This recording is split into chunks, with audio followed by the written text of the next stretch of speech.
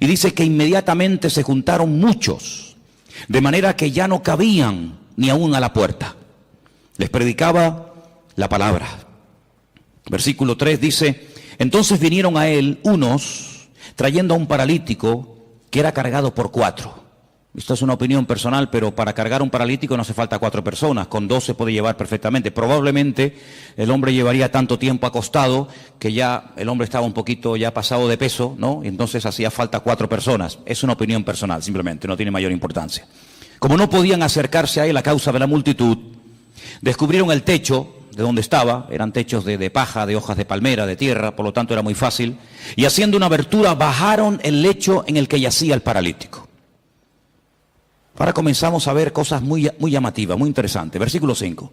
Al ver Jesús la fe de ellos, ¿verdad que no habla de la fe del paralítico? En ningún momento. Habla de la fe de ellos, es decir, de los 4 que traían al paralítico, y me llama la atención que dice, al ver la fe. Luego el Señor puede ver la fe. Tal vez nosotros, seguramente no. Pero el Señor dice que cuando vio la fe de ellos, le dijo al paralítico: hijo, tus pecados te son perdonados. Estaban allí algunos de los escribas, los cuales cavilaban en sus corazones, como siempre. ¿Por qué habla este así? Blasfemias dice. ¿Quién puede perdonar pecados sino solo Dios? Conociendo luego Jesús en su espíritu que cavilaban de esta manera dentro de sí mismos, les dijo: ¿por qué caviláis así en vuestros corazones? ¿Qué es más fácil? ¿Decirle al paralítico, tus pecados te son perdonados?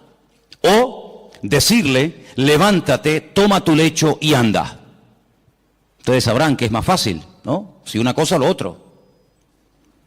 Pues para que sepáis que el Hijo del Hombre tiene potestad, ha recibido autoridad en la tierra para perdonar pecados, le dijo al paralítico: a ti te digo, levántate, toma tu lecho y vete a tu casa. Entonces él se levantó enseguida y tomando su lecho salió delante de todos, de manera que todos se asombraron y glorificaron a Dios diciendo: nunca hemos visto tal cosa. ¿Cuántos dicen amén? Amén. Qué bueno. Seguramente este pasaje ustedes ya lo han oído en cantidad de ocasiones, lo han leído, lo han escuchado en sermones, etcétera, etcétera. Pero en esta tarde le vamos a dar un enfoque diferente. Porque para entender ciertas y determinadas cosas que Cristo hacía y decía, hay que hacer un esfuerzo y volver a su época. ¿Cómo pensaba la gente? ¿Qué estilo de vida llevaban? ¿Cuáles eran sus tradiciones, sus leyendas, sus costumbres? Y entonces vamos a entender mucho más lo que el Señor dice en este pasaje y lo que a continuación también hace. Primeramente vemos a 4 personas que no se desaniman ante los obstáculos, personas con una iniciativa tremenda, la fe que les motiva es imparable.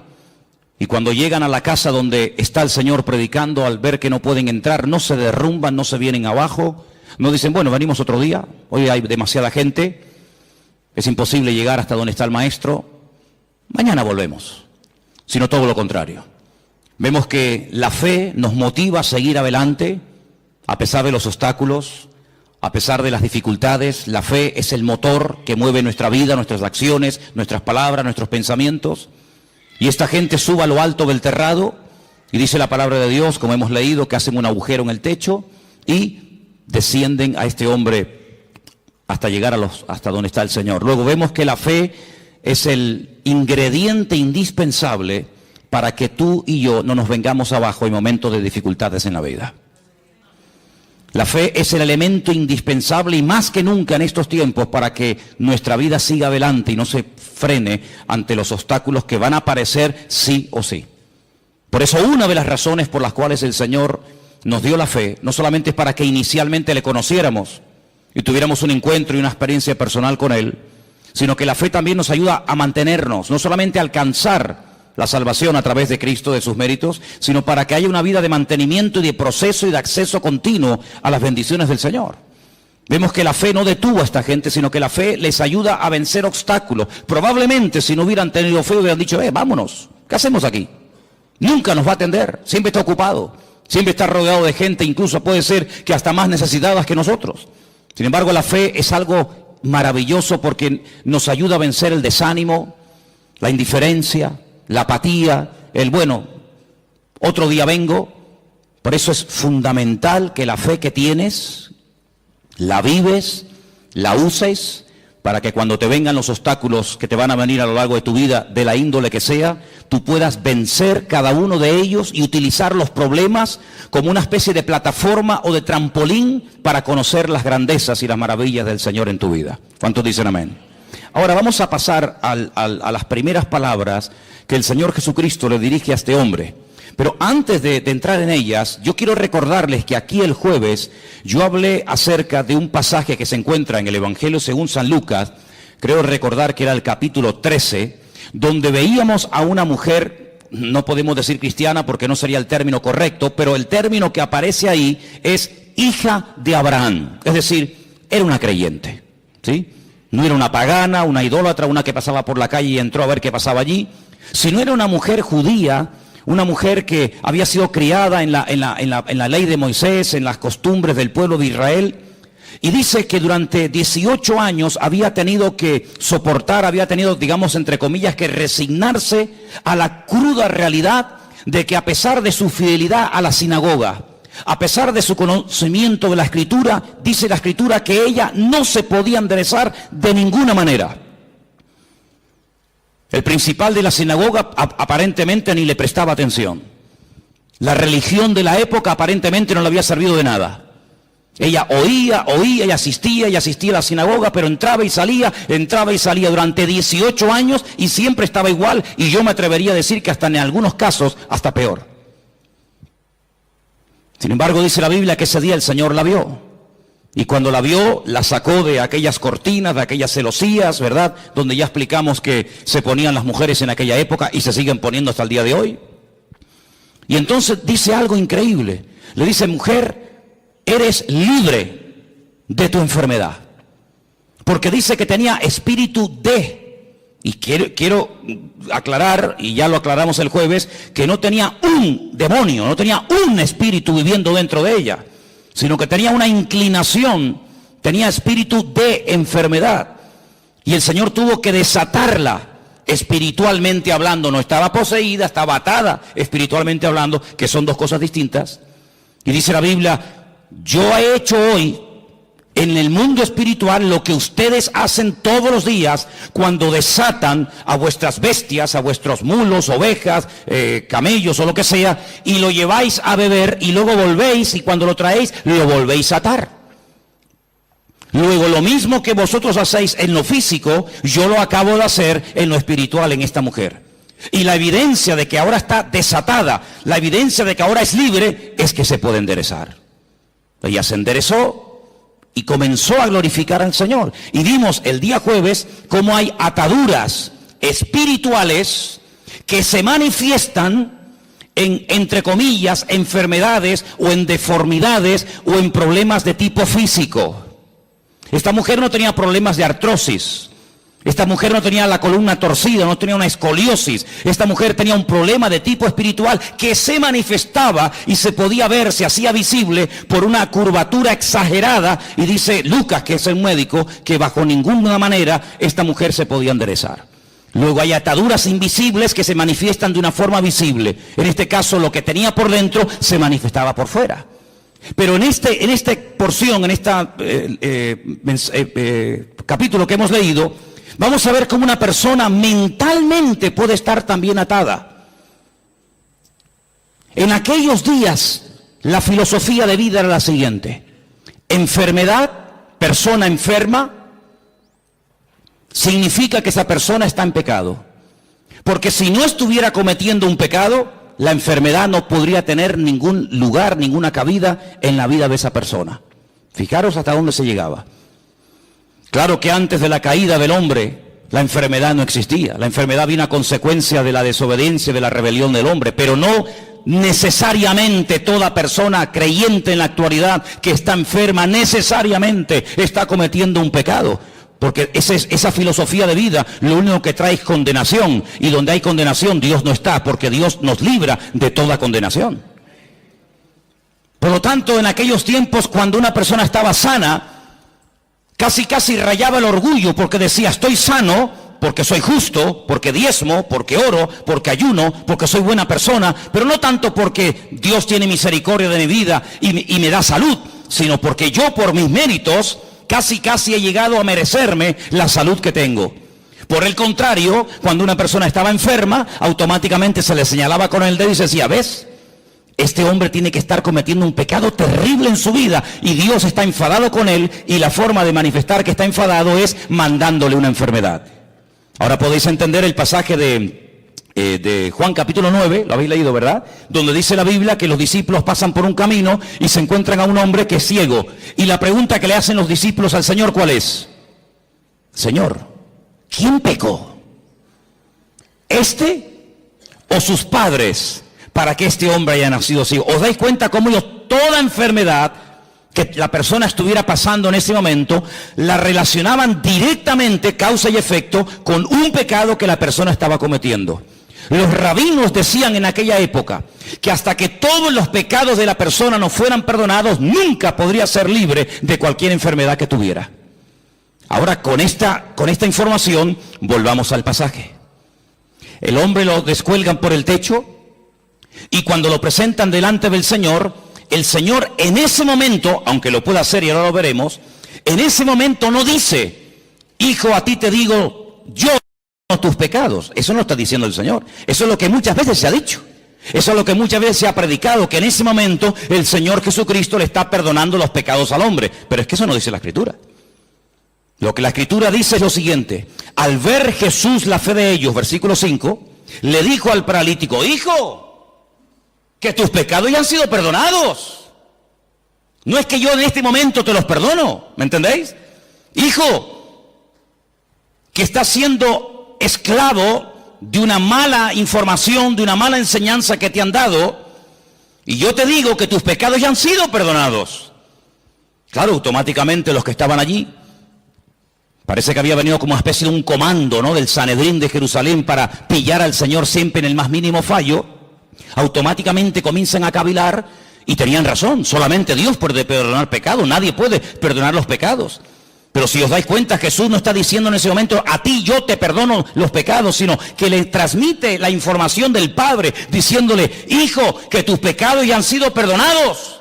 Por lo tanto, esta enfermedad no es consecuencia directa de un pecado que no ha sido perdonado en tu vida. Fijaros hasta qué punto esto estaba interiorizado, enraizado en la cultura de la época, que si ustedes vienen conmigo un momentito al Antiguo Testamento, a 2 de Samuel capítulo 12, ahora vamos a volver aquí, pero en 2 de Samuel capítulo 12, cuando el profeta Natán llega al palacio del rey David a decirle, a amonestarle acerca del pecado que ha estado cometiendo, si ustedes leen todo el capítulo 12, no nos da tiempo de leerlo ahora, pero leerlo por favor al llegar a casa, 2 de Samuel capítulo 12, en el versículo 13, cuando el profeta Natán le amonesta al rey David, él dice en el versículo 13, entonces David le dice al profeta Natán, he pecado contra el Señor, he pecado contra Dios. Pero Natán le dijo, pero también el Señor ha redimido tu pecado, ¿y qué añade? No morirás. Es decir, la consecuencia de que Dios te ha perdonado es que no has muerto. Porque si hubieras muerto, es la evidencia de que Dios no te perdonó. Fijaros la profundidad de esto, hermanos. Dios te ha perdonado. Sí, ya, porque tú lo digas. No. ¿Sabes por qué te ha perdonado? ¿Sabes por qué puedes estar plenamente convencido 100% de que Dios te ha perdonado a pesar de la que has liado? ¿Cuál? Que no morirás. Ay, amigo. Ahora cuando vamos al Nuevo Testamento y nos encontramos con esta historia que estamos analizando en esta tarde, nos encontramos que el Señor Jesucristo le dice a este pobre hombre, a este pobre paralítico, tus pecados han sido perdonados. Por lo tanto, no tienes que estar atado mentalmente. Aquella estaba atada espiritualmente. Este tiene ataduras mentales porque cree que su enfermedad es una consecuencia de un pecado que está cometiendo. Por lo tanto, el hombre ni siquiera se atreve a dirigirle ni una sola palabra al Señor. No le pide nada, ni clemencia, ni misericordia, ni nada. Porque la evidencia, según su mente, de que el Señor está enfadado conmigo, es que me tiene aquí postrado en esta cama, nada más lejos de la realidad. Mira, aquí tenemos un versículo que lo hemos citado millones de veces. Y el versículo es muy fácil y muy fácil de entender. Conoceréis la verdad y la verdad os hará libres. Dele la vuelta al texto. En vez de creer en la verdad que trae libertad a tu vida, cree en una mentira y serás la persona más esclava y la persona más deprimida y la persona más amargada de todo el planeta Tierra.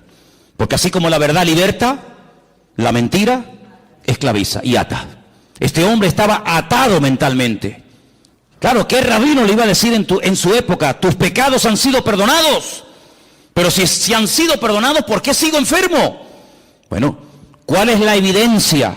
¿Cuál es la evidencia? Porque claro, decirle, oye, que Dios es un Dios de perdón, es un Dios de misericordia, que tus pecados han sido perdonados, eso no cuesta nada. Por eso el Señor lanza la pregunta. Aquí hay un mensaje en dos direcciones. Primero hacia el paralítico y también hacia los escribas y fariseos que están allí cuestionando la credibilidad de dichas palabras. ¿Cómo se atreve este hombre a perdonar pecados? Es que no está perdonando pecados, está dando la información. Está trayendo consuelo y aliento y esperanza a un corazón que está creyendo en una mentira. Ahora eso hay que demostrarlo. Muy bien. Pues entonces ahora viene el momento de la verdad.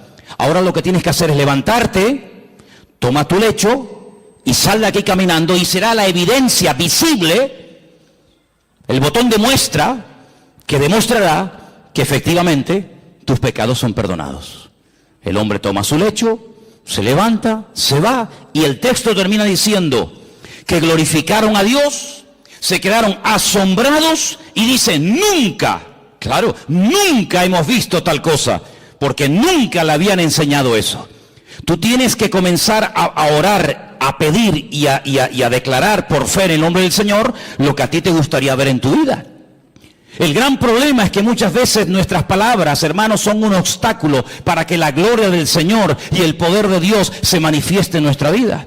¿Quieres ver bendición? Habla bendición. Siembra tomates si quieres cosechar tomates. ¿Quieres cosechar patatas? Pues no siembres tomates, tienes que cosechar patatas. Y en el sentido espiritual pasa exactamente lo mismo. ¿Quieres ver bendición en tu vida? Levántate por la mañana, el Señor es mi luz y mi salvación. ¿De quién temeré? Aunque un ejército acampe contra mí, no temerá mi corazón. El Señor está conmigo, Él es mi poderoso gigante, Él es mi pastor, Él me va a abrir puertas, Él me va a sanar, Él me va a bendecir. Y estamos sembrando fe, y el que siembra fe, recoge fe. ¿Cuántos dicen amén?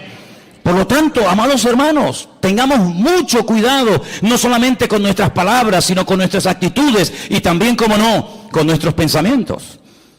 Porque mucha gente en aquellos tiempos era personas atadas, mental, física y espiritualmente, porque habían creído en las mentiras que muchas veces los hombres habían enseñado y se habían arraigado de tal manera en la forma de vida, en la cultura de la época, que la gente era esclava, no porque Dios estaba enfadado con ellos, sino porque ellos mismos se habían atado al creer en mentiras. ¿Habéis prestado atención a la lectura de esta tarde? ¿Sí o no? Jesús se va a otra población, a Nazaret. Coge el pergamino, el rollo del profeta Isaías. ¿Y qué dice? Yo he venido, ¿para qué? Para darle vista a los ciegos.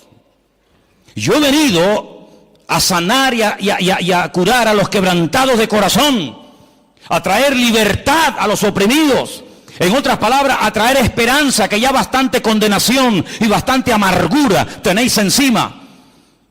Sin embargo, el Señor vino a darnos libertad de todas nuestras miserias, de todas nuestras pobrezas y de todos nuestros pecados. No es que el Señor anule la ley del Antiguo Testamento, pero el Señor viene a ofrecer la imagen de la misericordia del Señor, que nadie la estaba dando en aquellos tiempos. ¿Os acordáis cuando el Señor le habla tremendamente duro a los escribas y fariseos en Mateo capítulo 23? Si diezmáis esto, diezmáis lo otro, oráis, recorréis tierra y mar para ganar un prosélito y hacéis, pero os habéis olvidado de lo más importante, misericordia quiero y no sacrificio. Sois capaces de hacer sacrificios, de caminar, de sudar, de patear por aquí, subir montañas, hablar con este, hablar con el otro, de ayunar días y días, de diezmar las semillas, de colar esto, de colar lo otro. Y lo más importante que es la misericordia. Pero ¿cómo van a aplicar misericordia si ellos no conocen a un Dios de misericordia? Hay gente, no sé qué concepto de Dios tiene, pero el concepto que tenemos que tener en el día de hoy de nuestro Dios es que nuestro Dios es un Dios de amor y para siempre su fidelidad, y es un Dios misericordioso. ¿Cuántos dicen amén? No es que pasa por alto el pecado, pero es un Dios que quiere perdonar, se goza en perdonar. Ahora, la Biblia nos enseña que cuando, por ejemplo, el rey David pecó y desobedeció contra el Señor, ya no mataba en la proporción en la que lo hacía al principio, sino que ya obtenía victorias, pero no en la medida que las hacía al principio. Ya mataba de 1000 en 1000, en vez de 10.000 en 10.000 como al principio. Es decir, hubo un decrecimiento, menguó en la gracia del Señor en su vida. Necesitaba una restauración interior. Y entonces, ¿cómo le vino esa restauración? Bueno, yo siempre he dicho que sin confrontación no se produce un cambio interior. Tiene que haber un momento en el que el Señor nos confronta, el Señor señala, dice, tu pecado, tu problema es este. En ese momento tenemos dos opciones: optar por el camino del medio, hacernos el loco como que no hemos hecho nada malo; optar por un camino que consiste en amargarme, en deprimirme, en condenarme; o escoger el camino correcto y verdadero, que es el de la misericordia del Señor. Y yo quiero decirles en esta tarde que por muy bajo que podamos caer en la vida, después de conocer al Señor, por muy lejos que nos hayamos podido separar de su presencia, de sus caminos, el Señor no ha cambiado ni menguado su amor y su misericordia, sino que Él nos sigue llamando y nos sigue amando igual o más que el primer día. A ti te digo que Dios te ha perdonado los pecados, y la evidencia de que Dios no está enojado contigo, la evidencia de que Dios no está enfadado contigo, es que si quieres te puedes levantar ahora. Pero ya ni lo intentaba, ya se había resignado a vivir toda la vida bajo ese peso, dependiendo de que lo llevaran o lo trajeran las personas. Sin embargo, amados hermanos, tú no tienes que depender de nada ni de nadie para caminar, para sentirte libre, sino que tu libertad no depende del hombre, tu libertad depende de la obra que Cristo ha hecho por ti en la cruz del Calvario. ¿Cuántos dicen amén? Dale un fuerte aplauso al Señor en esta tarde. Dile gracias porque tú me perdonas. Aleluya. Amén. Hay un versículo en San Juan capítulo 5 que quiero leer, San Juan capítulo 5, versículo 22, donde vemos que el Padre delegó en el Hijo plenos poderes para perdonar pecados y para cualquier cosa. Y quiero que lo leamos porque no quiero que penséis que estoy tratando de decir que Jesús no tenía autoridad para perdonar pecados, no estoy diciendo eso. De hecho, el versículo que vamos a leer ahora nos demuestra que el Padre delegó, dice, este es mi Hijo amado en el cual delego, en el cual deposito toda mi confianza. Juan capítulo 5, verso 22 dice, porque el Padre a nadie juzga. Pero sigue diciendo el versículo, sino que todo el juicio, ¿qué dice? Se lo dio al Hijo. Es decir, que a través del Hijo, Dios imparte justicia, y a través del Hijo, Dios imparte misericordia. ¿Os acordáis cuando el Señor estaba un día y de repente lo rodearon un montón de religiosos que estaban dispuestos a apedrear, a lapidar públicamente a una mujer que dice que había sido sorprendida en el mismo acto? Que es curioso, porque si la habían sorprendido en el mismo acto, ¿dónde estaba el otro? Curioso que nada más traen a uno. Y le dijeron, nuestra ley, como dándole lecciones de moral al Señor, como enseñándole cosas que él ignoraba, nuestra ley dice que tenemos que tomar medidas radicales ante este tipo de pecados, y nuestra ley dice que hay que matar a pedradas a semejantes personas. Y el Señor dice, muy bien, perfecto, yo conozco esa ley, si la di yo, si yo la di. El problema es que para poder ejecutar esa ley, Uno tiene que estar limpio y libre de pecado. Ahora, si tú crees que estás libre de pecado para poder matar a pedradas a una persona, pues coge la piedra y tírala. No sabemos lo que el Señor escribió en tierra. Algún día lo sabremos, ¿no? ¿No te parece? Por lo menos yo se lo pienso preguntar. La cuestión está en que dice la Biblia que desde el más grande hasta el más pequeño todos salieron corriendo y ninguno se quedó. Perdón, sí se quedó uno. Se quedó el único que podía tirar una piedra y una y 20 contra ella, ¿sí o no? Porque él nunca había pecado, luego era el único que podía decir, bueno, nadie te va a apedrear, pero yo sí, porque yo no he pecado, yo soy justo, yo soy limpio y sin mancha. Sin embargo, ¿qué le dice?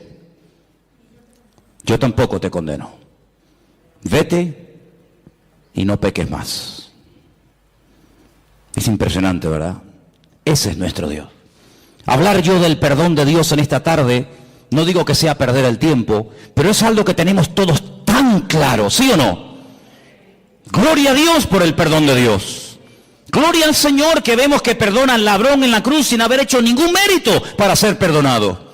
Gloria a Dios que perdona a la mujer adúltera que según la ley de la Torá de Moisés merecía la muerte. Gloria a Dios que perdonó a Pedro a pesar de que le le traicionó o le negó. Ponle el adjetivo que quieras. Gloria a Dios que no hay pecado que Dios no pueda perdonar. Hablar del perdón de Dios, hermano, para nosotros no es una predicación, es una realidad. Es algo que hemos experimentado. Todos los que estamos aquí, o la inmensa mayoría, sabemos que el Señor, tanto antes como después de haberle conocido, nos ha tenido que perdonar muchas veces, ¿sí o no? Porque claro, siempre cuando hablamos de perdón y de misericordia, parece que tenemos que volver a nuestra vida anterior a conocerla al Señor. No, yo no hablo de esa, yo hablo después de haberle conocido. O es que después de haberle conocido no hemos roto nada. Es que después de haberle conocido no hemos caído, tropezado y pecado. ¿Hay alguno aquí así? Porque antes pecábamos por ignorancia, pero ya después de conocerla a Él, pecamos sabiendo que a nuestro Dios le ofendía el pecado y lo hemos hecho igualmente. Y el Señor nos ha perdonado. Y la evidencia de que nos ha perdonado es que estamos vivos. Pero yo no quiero hablar del perdón de Dios, porque ya lo sabéis. Yo quiero hablar acerca de si ahora nosotros vamos a perdonar nuestras ofensas a aquellos que nos han hecho daño. Hay muchas formas de matar a una persona. Dicen que en algunas tribus se ha practicado y se practica en la actualidad algo que se llama el ostracismo. El ostracismo consiste en no dirigirle la palabra a una persona. En una tribu, cuando alguien cometía un delito, un pecado, un error contra la tribu, pues lo dejaban vivir en la tribu, pero nadie podía hablarle, nadie podía saludarlo, no había ningún contacto físico, ni palabras, ni conversaciones, ni buenos días, ni buenas tardes, ni nada, ni por ahí te pudras. Cuenta la historia, hay muchos casos en la historia de personas que morían de pena, de tristeza. Incluso cuentan algunos casos en algunas tribus que la gente iba y se despeñaba, se lanzaba, optaba por el suicidio, porque era tan grande la carga continua y permanente, y encima te lo recordaban cada 10 minutos o cada 5 minutos que la gente optaba por quitarse la vida. Cuando vamos al Nuevo Testamento encontramos la famosa oración modelo del Padre Nuestro, que en cierta medida, si conocéis lo que era el año de jubileo, está basado en eso. Cada 7 años y luego cada 50 años se tenían que perdonar las deudas. Conocéis, ¿verdad? Algunos dicen, algunos historiadores, algunos expertos en escritura, dicen que el Señor Jesucristo, cuando leyó la escritura en Nazaret, que se leyó esta tarde aquí, estaban celebrando el año de jubileo, pero ya nadie ponía en práctica lo de dar libertad a los cautivos, que era dar libertad a los esclavos, perdonar las deudas, devolver las tierras a sus dueños originales. Pero ¿qué dice el Padre Nuestro? Perdónanos como nosotros también perdonamos a nuestros deudores. Es decir, lo mismo que hemos recibido es lo mismo que tenemos que devolver. El Señor da una parábola diciendo, había un hombre que le debía una fortuna a otro hombre que jamás le había podido pagar, ni le iba a pagar en el futuro. Y todo fue perdonado en un instante porque él pidió misericordia, él pidió clemencia y le perdonaron todo. Y este mismo hombre, con ese perdón, con ese alivio de no deberle nada a nadie, sale a la calle y se encuentra con uno y lo agarra por el cuello y le obliga a que le pague una deuda insignificante. Y el Señor que le perdonó la gran deuda le dice, ¿Cómo es posible que hayas sido tan mezquino? ¿Cómo es posible que seas tan duro cuando tú me debías mucho más a mí y yo te perdoné todo? ¿No debías tú salir y hacer exactamente lo mismo? Es decir, hermano, aquí recibimos misericordia, ¿pero para qué? ¿Para sentirnos bien y dormir tranquilos y seguir la vida? No, no solamente para eso, sino que recibimos misericordia para que podamos dar y hacer misericordia al que nos ha ofendido. Porque ¿qué es misericordia? Hablando de todo un poco. ¿Qué es misericordia? Habrá que definir el término para saber de qué estamos hablando. Misericordia, así claramente, es tratar a una persona mejor de lo que se merece. Ni más ni menos. La Biblia dice, si saludáis a los que os saludan, ¿qué recompensa tendréis? Si amáis a los que os aman, ahí no hay nada, digamos, de extraordinario.